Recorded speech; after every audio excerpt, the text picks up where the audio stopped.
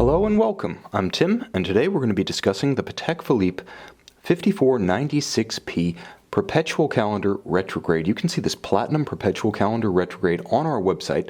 Subscribe to our YouTube channel if you enjoy these videos, and click on the card in the upper right-hand corner of the screen at any time to see our full listing for this watch with additional photographs, accessories included, and naturally, complete pricing details.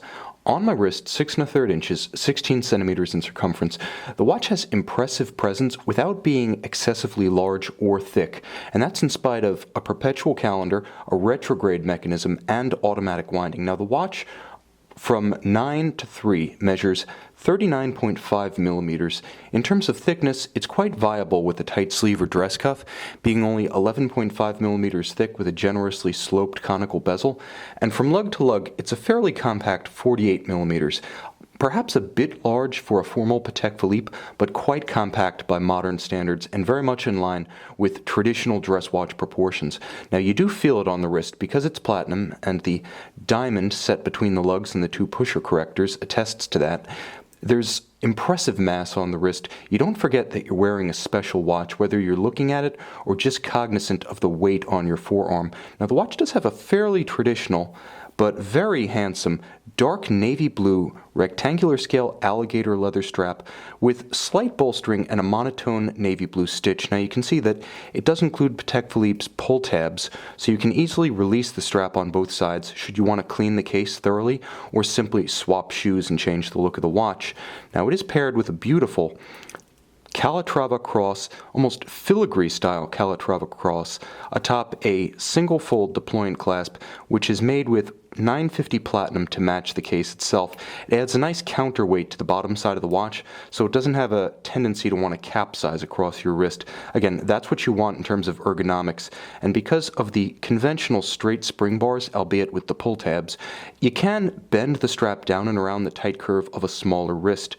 Now, the 5496 debuted at Baselworld 2011, and all of the essential cues of the watch, the apertures for the moon phase, the leap year cycle, the month, and the day, nicely counterbalance the watch, giving it a sort of cruciform, one might say, handsome balance, one might say bilateral symmetry, vertical symmetry. It's an unusual portrayal of a perpetual calendar for Patek Philippe, which is principally known for portraying perpetuals in terms of subdials with radial displays. It's a very offbeat watch in that sense, a little bit quirky. This is Patek's idea of a nod and a wink to the unconventional.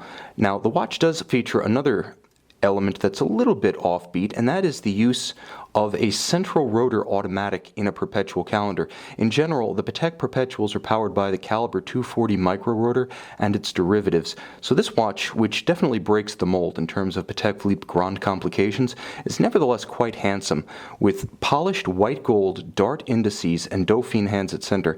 You can see that the retrograde track featuring the date is slightly sunken into the dial. There's a little bit of guilloche there to add depth and texture. Likewise, there's a step down to each of the apertures. They aren't simply vertical cuts through the silver dial. They have a little bit of a transition that makes the jump down from the dial to the disc more gradual, more handsome, easier on the eye. And the dial itself is quite distinctive, although I'm not sure that it's entirely visible in the light box. It has a beautiful vertical satin finish, almost like stainless steel, with a gorgeous silver tone that really catches the light and plays with it. The watch is very dynamic. Now that caliber 324 based movement, the 324 is Patek Philippe's premier central rotor automatic. It features both the retrograde mechanism as well as the perpetual calendar and the moon phase, which is a 122.7-year moon phase. It also features unidirectional winding for a more efficient winding action. Tests have shown that is more efficient than bidirectional. It also uses unlubricated ceramic rotor bearings, the better to keep that system sealed and maintenance-free for life. Now, it does feature Patek Philippe's traditional Gyromax style balance, which is quite handsome, in addition to being superbly efficient at reducing shock-induced and vibration-induced timing variations. Now you can also see that all of the bridges are mirror polished on their edge.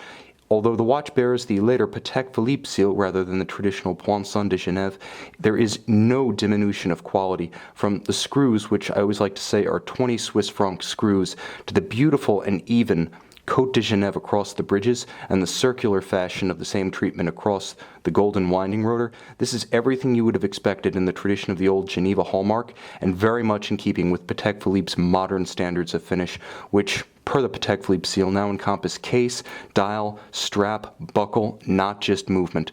The watch is exceedingly handsome. It's sporty, but it's not a sports watch. With 3 ATM water resistance, you're going to want to strap on a Nautilus or an Aquanaut for fun in the sun and below the waves, but for all other occasions, this is a versatile, handsome, and technologically commanding watch. 39.5 millimeters, it wears bigger with an outsized persona and charisma. You can see this unconventional Patek Philippe Perpetual Calendar Retrograde and buy it on our website.